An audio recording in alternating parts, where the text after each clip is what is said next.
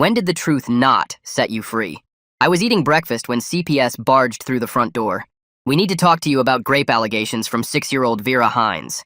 In seconds, the officers were escorting me out, while my 2 daughters stared at me like I was a monster. At the station, I tried to stay calm while asking for evidence, and that's when the detective pulled out a drawing Vera had made. My bedroom, drawn perfectly to a T. I'd never heard of this girl before in my life. This has to be some kind of mistake, my lawyer chimed in. Well then, show me OP's left shoulder. I pulled down my shirt and the officer went white. That's the exact birthmark Vera described. When they finally told me my girls were being placed with my mother-in-law, who tried to hit them when they were younger, I actually threw up. My wife picked me up and kept saying, "I believe you, I know you'd never." But her eyes had this look of fear I'd never seen before, like she already thought I was guilty. 2 days later, they brought me to see Vera through a 2-way glass. The moment they brought me into view, she pointed directly at me. That's him. That's the man who hurt me. The worst part was when she described in vivid detail about what I'd done to make her afraid of adults forever.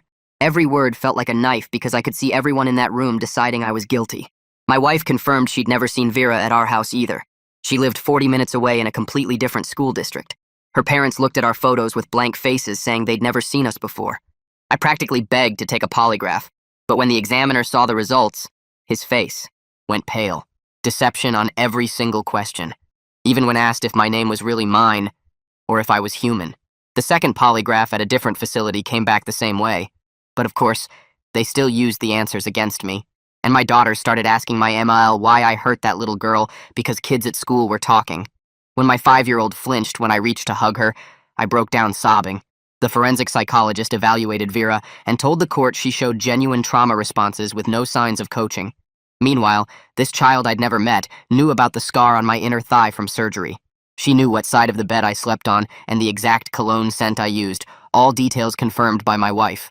I was right in front of Vera when she said, "The man said the camera in the bathroom was our secret game." I was so desperate for this to make sense that I thought the nightmare was over when the investigators never found the camera. Except there was a small hole exactly where she said it would be. The forensics team said the hole was drilled from inside the wall, physically impossible without tearing the bathroom apart. My wife instantly let go of my hand, and my girls never came home with me again. A few days later, when the news broke, my job suspended me without pay. The grocery store manager asked me to shop elsewhere after other customers complained. So I did what I had to do and spent everything I had left on a private investigator. 3 weeks later, he found security footage of my wife and kids at a park with Vera and her mom, dated 1 month before the allegations. But that wasn't all. He discovered my wife had withdrawn $15,000 cash, over 6 weeks before the allegations. He also discovered that Vera's mom worked at the same yoga studio my wife attended, despite my wife claiming she'd quit yoga years ago. My blood went cold. During my supervised visit with my daughters, I showed them the security footage of the park, and they got excited. "That's Vera from our play dates," my 8-year-old exclaimed. "Mommy gave Vera our house key to play hide and seek," my 6-year-old added. Then the worst part, Mommy told us it's a special game and we can't tell Daddy or he'll lose. Well, a few weeks ago they swore they'd never even heard of her. The supervisor documented everything and called CPS immediately. For one beautiful moment, I thought the nightmare was ending. The next morning, my wife filed an emergency motion claiming I was coaching the children. The judge decided the footage was inadmissible in court, and my daughter's statements were contaminated by exposure to evidence. My wife got full custody that afternoon. I knew what I had to do next. I sat in my car outside the courthouse for 20 minutes with my hands shaking so bad I could barely hold my phone. I scrolled through lawyers who handled false accusations until I found Jonas Reed's website. His bio said he'd been falsely accused himself 10 years ago and won. I called his office and got his voicemail, but then my phone rang back 2 minutes later. Jonas listened to me explain everything in a rush without interrupting once. He told me to meet him at his office tomorrow morning at 8 and to start writing down every single thing I could remember from the past year. That night I couldn't sleep, so I opened my laptop and started making spreadsheets. I typed out every date my wife said she was working late or going to her sister's or had book club. I went through our bank statements and credit card bills looking for anything weird. I found receipts for restaurants I'd never been to and hotel charges from when she said she was at conferences. I wrote down every time she'd been weird about her phone or changed her password or got defensive when I asked simple questions. By 4 in the morning, I had 15 pages of notes and my eyes were burning. Jonas's office was in a strip mall between a nail salon and a tax place. He was younger than I expected, with tattoos on his forearms and a beard. He read through my notes and the court documents while I sat there sweating through my shirt. He kept shaking his head and making marks with a red pen. He pointed out that Vera's descriptions were way too perfect for a 6-year-old. She used words like perpetrator and systematic that no kid that age would know. He'd seen this exact pattern in 3 other cases where kids were coached. He pulled out a yellow legal pad and started writing down everything we needed to request from the court. We filed an emergency motion that afternoon, asking for all the CPS investigation notes and any recordings of Vera's interviews. Jonas warned me it would take weeks to get everything, but we had to be patient and build our case right. The court clerk looked at me with disgust when I signed the papers. 2 days later, I got evicted from our house since my wife had changed the locks, and I couldn't afford the mortgage alone anyway. I found a motel off the highway that rented by the week for $300. The owner recognized me from the news but took my money anyway and told me his brother had been through something similar. The room smelled like cigarettes, and the bed was hard, but at least I had somewhere to sleep. My first supervised visit was scheduled for the next Tuesday at a government building downtown. I got there 30 minutes early and sat in my car trying not to throw up. The supervisor was a woman in her 50s who explained all the rules without looking at me. No physical contact unless the kids initiated it. No talking about the case or their mother or anything legal. No gifts or food without prior approval. The room had cameras in every corner and a big mirror that was obviously two-way glass. My daughters came in holding hands and looking scared. They ran toward me for a hug, but then stopped halfway and looked back at the supervisor. She nodded, and they came the rest of the way, but their hugs were stiff and quick. We played with blocks and colored pictures while I tried not to cry. My 6-year-old kept looking at the cameras and whispering that Mommy had been crying every night. She said Mommy was on the phone with Vera's mom all the time talking about grown-up stuff. The supervisor wrote everything down in her notebook and reminded me not to ask questions about Mommy. My 8-year-old drew a picture of our family, but with me standing far away from everyone else. When the hour was up, they both clung to me and begged to come home. I had to watch the supervisor take them back to my mother-in-law while they cried. 3 days later, Jonas called me excited about something he'd found. He'd subpoenaed our home renovation records from 2 years ago and discovered the bathroom remodel. Happened at the exact same time my wife started taking out cash. The contractor's invoice showed the work was done in March and April, which matched perfectly with the $15,000 in withdrawals. He'd also found something weird in the permits. My wife had specifically requested changes to the plans that involved opening up the wall behind the bathroom. Jonas added everything to our evidence file and said this was huge. The next week, I found a support group for falsely accused parents that met at a church on Thursday nights. There were 8 other people there, including a woman whose ex-husband had coached their son to lie about her. One dad had been fighting for 3 years and had just gotten supervised visits increased to twice a week. He told me his ex-wife had done almost the same thing with coached testimony and fake evidence. He said the key was staying calm and documenting everything and never giving up even when it felt hopeless. He'd spent $60,000 on lawyers and lost his house and his job, but he was slowly winning. Another guy warned me that my wife would probably escalate once she realized I was fighting back. 2 weeks later, the bank finally sent over the security footage Jonas had requested. The videos showed my wife at the ATM getting small bills every time. The teller who helped her remembered her saying she needed cash to pay contractors who didn't take checks. But Jonas had already confirmed with the renovation company that we'd paid them with a credit card for the whole job. There were no contractor receipts for any cash payments. Jonas smiled when he showed me the footage and said we were building a solid case that would destroy her. Credibility. Jonas spent the next week tracking down every contractor who worked on our house in the past 5 years. He found Emilio Arias through old permit records at the city office. Emilio ran a small construction company and remembered our bathroom remodel from 2 years ago. When Jonas showed him photos of our bathroom, Emilio's face changed completely. He pulled out his phone and started scrolling through old job photos from our house. He showed Jonas pictures of my wife standing in the bathroom pointing at the wall behind the toilet. She'd asked him to drill a hole there before putting up the drywall, saying she needed it for a moisture sensor. Emilio thought it was weird because moisture sensors don't go behind walls like that. He'd kept detailed notes about the request because it didn't make sense to him. My wife had paid him an extra $500 in cash for the extra work.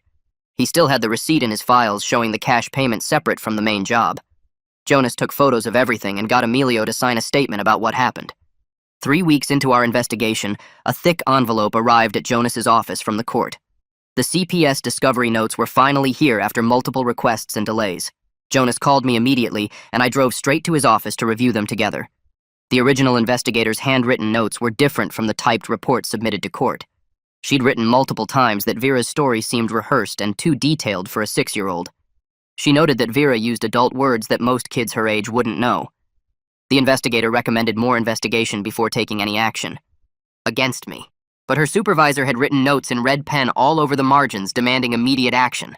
The supervisor insisted the case was too serious to delay and overruled every doubt the investigator raised. Jonas made copies of everything and highlighted the differences between the original notes and final report. The stress was eating me alive, so Jonas gave me the name of a therapist who worked with parents in custody battles. I started seeing her twice a week at her office downtown near the courthouse. She taught me breathing exercises to use when I felt like I was going to panic in court. We practiced staying calm when people said terrible things about me that weren't true. She helped me understand that judges watch how parents act under pressure during custody hearings. Staying calm and organized would show I was stable even when everything was falling apart around me. She gave me a notebook to write down my thoughts instead of letting them spin in my head all night.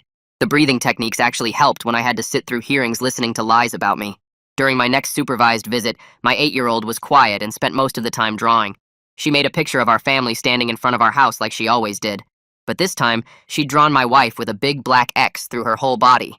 The supervisor asked her what the picture meant, but she just shook her head and kept coloring. She added more black over my wife until you couldn't see her at all anymore.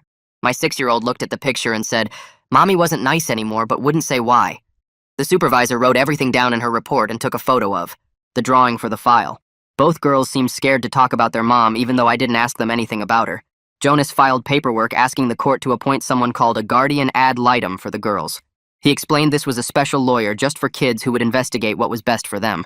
The court approved the request and appointed Kira Thorne to represent my daughter's interests in the case. Kira had 20 years of experience with custody cases and a reputation for seeing through parental manipulation. She would interview both girls separately and make her own recommendations to the judge about custody. Jonas said having Kira involved was huge because judges really listened to what she said about kids. The yoga studio finally sent over the records Jonas had been demanding for months through legal requests. The sign-in sheets showed my wife attending classes 3 times every single week for the past year. Every single class she attended was also attended by Vera's mom, according to the records. They'd signed in one after the other on the sheets, arriving at the exact same time consistently. The studio manager included a note saying the 2 women always came together and left together. She remembered them because they'd requested to always be next to each other in class. Jonas added the records to our evidence binder, which was now 3 inches thick with documents. My phone rang while I was at the motel, and it was my former coworker from the job I'd lost. He said he'd been thinking about something weird that happened 2 months before the allegations started. My wife had come to the office asking the HR department about my life insurance policies. She wanted to know how much they were worth and who the beneficiary was listed as. He thought it was strange at the time, but didn't want to get involved in marital stuff. Now, with everything happening, he felt guilty for not saying something sooner about her questions. Jonas had me meet with Emilio again to go over more details about the bathroom work. Emilio brought a box of receipts and photos from every job he'd done that year. He found the receipt showing my wife paid him $500 cash for additional work. The receipt had a note in his handwriting saying the payment was for drilling behind the bathroom wall. He agreed to testify in court about what my wife asked him to do with the wall. He said he'd kept such detailed records because the request was so unusual for a bathroom job.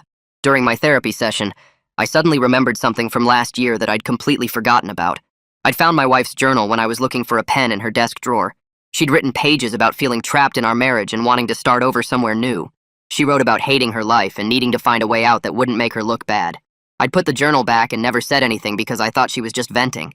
Now I realized she'd been planning her exit strategy for months before any of this started. Kira Thorne scheduled interviews with both my daughters at a special facility designed for talking to kids. The room had toys and art supplies to help kids feel comfortable while answering questions about their home.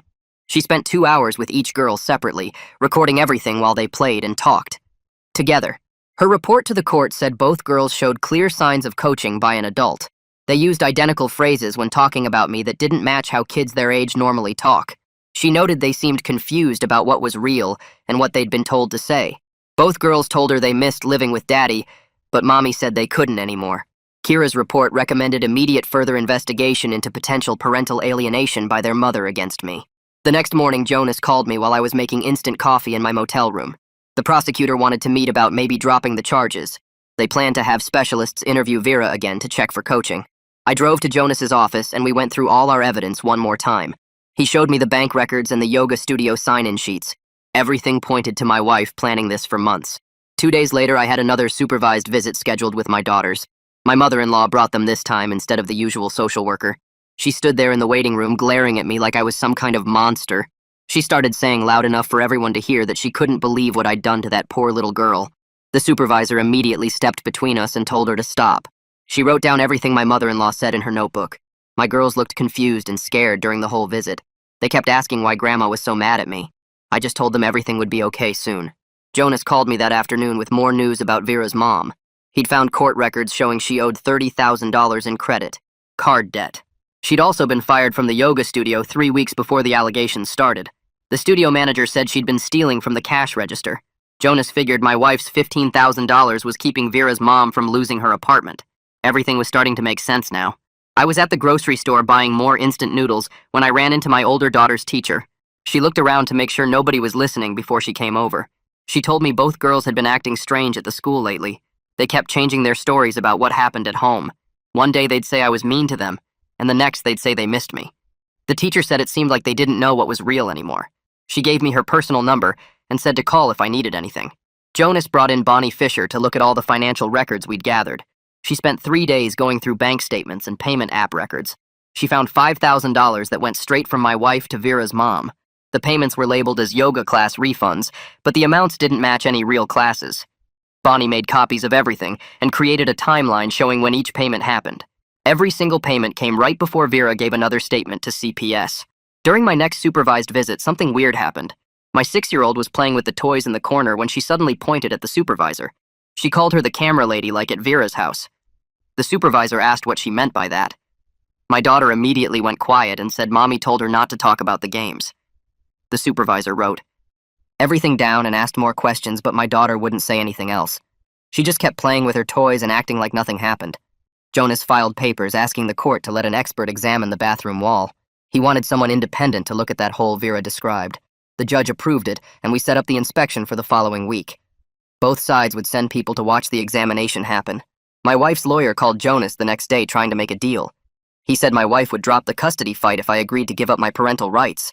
Jonas actually laughed at him on the phone. He told the lawyer we had proof of the conspiracy now, and we were going for full custody. The lawyer hung up without saying anything else. The day of the wall inspection finally came. The expert brought special cameras and measuring tools to examine the hole. He spent 2 hours looking at every angle and taking pictures of everything. He measured the depth and checked the edges with a magnifying glass. His report said the hole was definitely drilled from inside the wall cavity. He explained that someone would need access during construction to do this.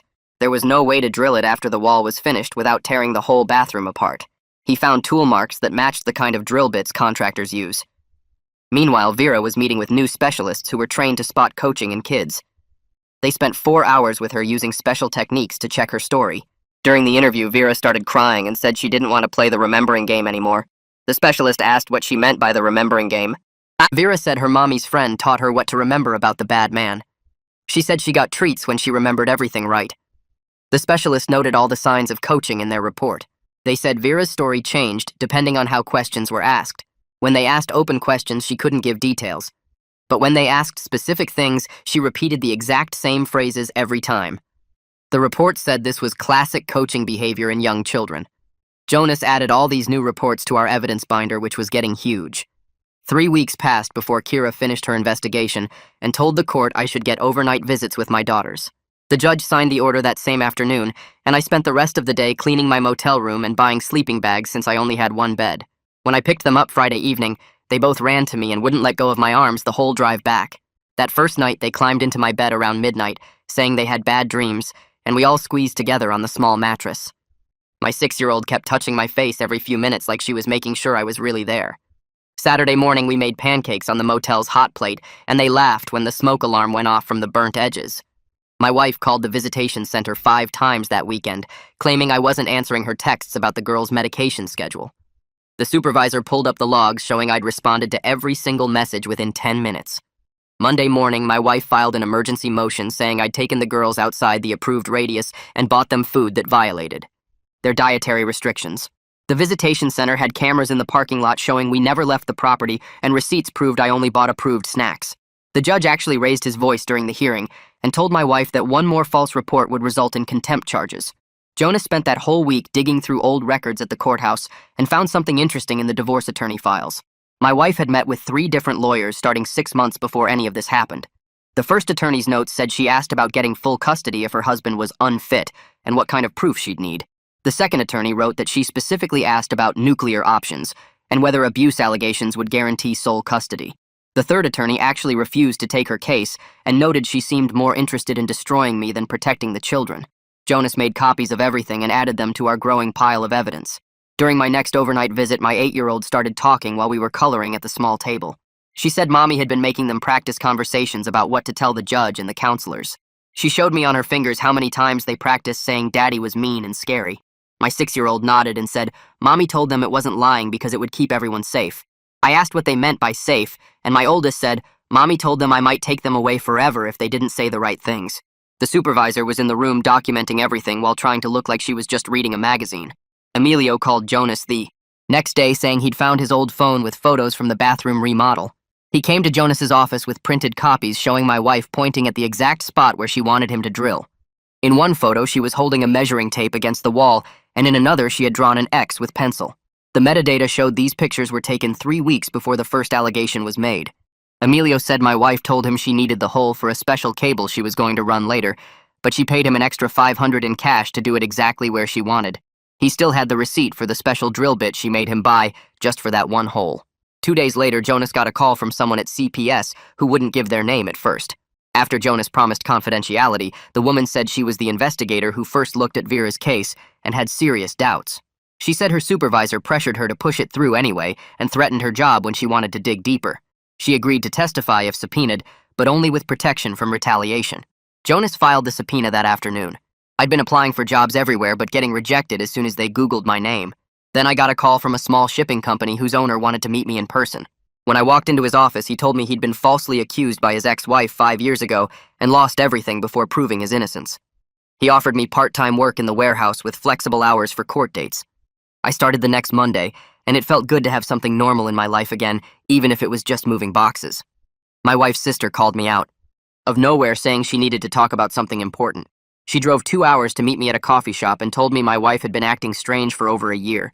She said my wife called her last year after I mentioned wanting to try couples counseling and spent an hour ranting about how she'd make me pay for suggesting she wasn't perfect. Her own mother called the next week saying she was worried about the girls because my wife kept coaching them on what to say to people. She'd overheard my wife on the phone with someone saying the plan was working perfectly and soon she'd have everything. During my next overnight visit, the girls found a box of old photos I'd grabbed from the house before everything fell apart. They spent 3 hours going through every picture and asking me to tell them the stories behind each one.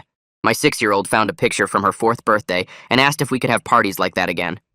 My 8-year-old looked at a photo from our last family vacation and asked if we could be a normal family again someday.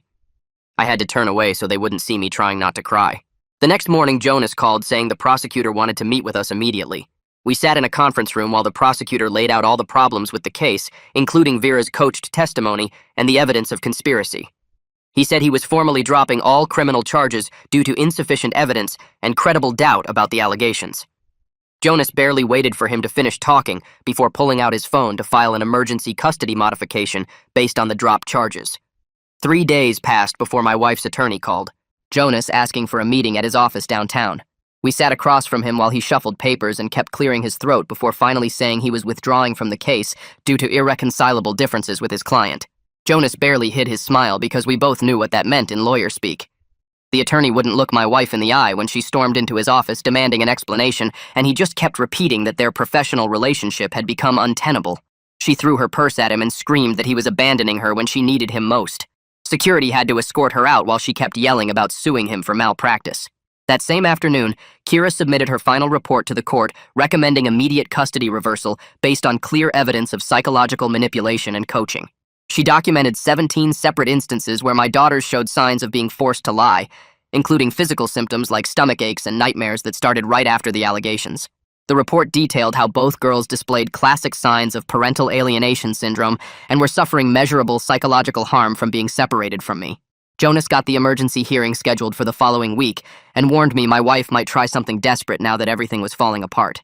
Sure enough, 2 days before court, she filed new allegations claiming I'd been stalking her and making threatening phone calls, but she couldn't produce any evidence or recordings. The morning of the hearing, my daughter's therapist took the stand first and testified for 40 minutes about the trauma she'd observed in both girls. She explained how they showed anxiety not from abuse, but from being coached to lie about their father, describing specific behaviors like nail-biting and bedwetting that had started after the separation. She recommended immediate intervention to prevent long-term psychological damage and said every day of continued separation was causing measurable harm. My wife took the stand next and immediately contradicted herself when Jonas asked about her relationship with Vera's family. First, she said she'd never met them, then admitted maybe she'd seen them at yoga once, then finally claimed they might have talked a few times, but she couldn't remember. The judge's eyebrows kept rising higher with each new version of her story. When Jonas showed her the bank records of the $15,000 in cash withdrawals, she claimed it was for home repairs but couldn't produce a single receipt. She said the contractor only took cash, and she'd lost his contact information. The judge actually rolled his eyes when she insisted the security footage of her at the park with Vera must be someone who looked like her. Jonas asked her to explain how Vera knew about my birthmark and scar, and she just kept saying she had no idea over and over. Then Vera's mom was called to testify, and the whole courtroom went silent when she immediately stated she was invoking her Fifth Amendment right against self-incrimination. Jonas asked if she knew my wife, and she pleaded the Fifth. He asked about the money transfers, and she pleaded the Fifth again. Every single question got the same response while she stared at the floor, and her lawyer whispered in her ear. The judge took a 15-minute recess to review all the evidence, and when he came back, his face was red with anger. He said in 23 years on the bench, he'd never seen such an egregious case of parental alienation and false allegations designed to destroy an innocent parent. He ordered immediate temporary custody to me, pending a full investigation into what he called a criminal conspiracy to deprive children of their father. My wife started sobbing and begging for another chance, but the judge told her to be quiet or he'd hold her in contempt. That afternoon, a social worker brought my daughters to my apartment with their bags, and they ran into my arms so hard they almost knocked me over. We spent the evening making mac and cheese with hot dogs cut up in it, because that's their favorite dinner, and they kept looking around like they couldn't believe they were really home. My 6-year-old asked me 4 times if this was real, or if they had to go back to Grandma's house. My 8-year-old wouldn't let go of my hand even when we were eating. I tucked them into their beds that I'd kept made for months, and they both asked to sleep in my room instead. We all piled into my bed and watched cartoons until they fell asleep holding onto my arms. The next morning, CPS called to inform me they were opening an investigation into my wife for child psychological abuse and coaching. The same investigator who'd first doubted Vera's story was now assigned to build a case about what my wife had put our daughters through. She came to interview the girls with a child specialist who used dolls and drawings to help them express what had happened. Both girls drew pictures of their mom yelling at them to remember their lines and making them practice what to say about daddy. 2 weeks later, the judge issued his final ruling ordering my wife to pay $800 a month in child support and undergo psychological evaluation before any visitation could be considered. The evaluator's report came back diagnosing her with narcissistic personality disorder, with recommendations for extensive therapy before any contact with the children. She was given supervised visitation for 2 hours every other Sunday at a court facility, but only after completing a parenting class and anger management course. The therapist's office had toys everywhere, and my girls sat on the floor playing while she watched them carefully during that first session. She told me they'd need weekly sessions for at least 6 months to work through what their mom had done to them. Jonas had already started preparing the civil lawsuit paperwork and brought me stacks of documents to sign at his office downtown. He calculated the damages at over $200,000 between lost wages, legal fees, and emotional distress costs. The lawsuit named my wife personally since her actions were criminal and outside any normal divorce proceedings. 3 months passed with the girls going to therapy every Tuesday while I drove them to the school each morning and picked them up each afternoon. Their teachers pulled me aside during parent conferences to say how much better they were doing in class now. My 8-year-old had stopped having nightmares, and my 6-year-old wasn't crying at random times anymore like she had been. The prosecutor called to tell me they were filing criminal charges against my wife for conspiracy. False. Reports and child endangerment after reviewing all the evidence. They'd also charged Vera's mom as a co-conspirator after finding text messages between them planning the whole thing for months. The texts showed them discussing payment amounts and how to coach Vera to make the story believable. My wife hired a criminal defense attorney who tried to negotiate a plea deal right away since the evidence was overwhelming. The divorce papers came through the mail with the judge's signature giving me full custody and ownership of the house. My wife had to pay $800 in monthly child support plus $50,000 in restitution for the financial damage she'd caused. The judge wrote in his ruling that her criminal behavior forfeited any claim to marital assets. My old boss called to offer me my job back full-time with a raise to make up for what I'd been through. I started the next Monday, and my coworkers had decorated my desk with welcome back signs and cards. Nobody asked questions about what happened, and they just treated me like I'd been on a long vacation. Saturday mornings became pancake time where the girls would help mix the batter and flip them on the griddle. Sunday afternoons we'd go to the park and feed the ducks or play on the swings for hours. These new routines helped them feel safe and gave us something to look forward to each week. My wife's lawyer called Jonas to say she'd take a plea deal for 2 years probation instead of potential jail time. The conditions included mandatory therapy, no contact with us, and she could only request supervised visits after completing a year of treatment. The prosecutor agreed since it saved the girls from having to testify in a criminal trial. Vera's mom wasn't as lucky and got sentenced to 6 months in county jail plus 3 years probation. She had to pay $20,000 in restitution and register as someone who'd committed crimes against children. The judge ordered Vera into therapy to help her understand how the adults in her life had used her. A full year after everything started, I watched my oldest score her first soccer goal while my youngest did a perfect pirouette at her dance recital. They'd joined activities they actually wanted to do instead of what their mom had forced them into before. Both girls made friends at their activities and had sleepovers at our house every other weekend. The therapist said they'd made amazing progress and only needed monthly check-ins now instead of weekly sessions. She showed me drawings they'd made early in therapy full of dark colors and sad faces compared to recent ones with rainbows and smiling families. My oldest told me she wanted to try out for the school play, and my youngest asked if she could take art classes too. I signed them up for everything they wanted to try, to watch them grow more confident each day. The house felt peaceful now without the constant tension that used to hang in the air when their mom lived there. We repainted their rooms in colors they picked out and hung up all their artwork on the walls. The bathroom where that hole had been drilled got completely remodeled to remove any reminder of what happened.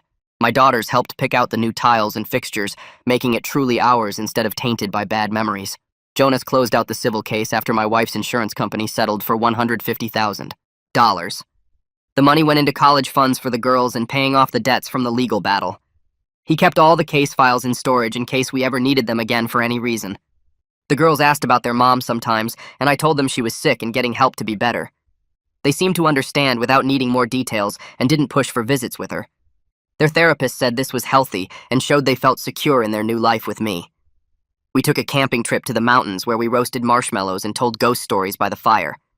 The girls caught their first fish, and we cooked it over the campfire even though it was tiny.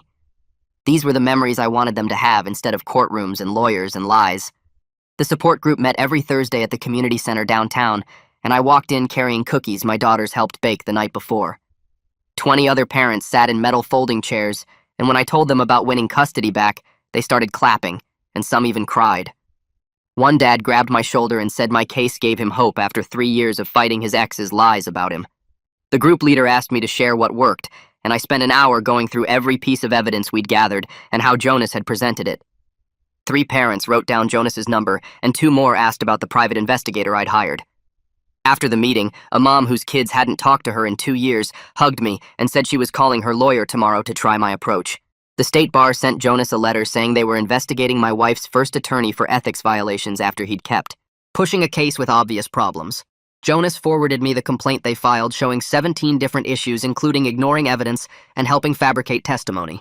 The investigation took 6 months, but eventually that lawyer got suspended for a year and had to pay a huge fine. Other lawyers in town started being way more careful about taking false allegation cases without checking facts first. My daughters and I got closer than we'd ever been, and they started telling me everything about school and friends and crushes.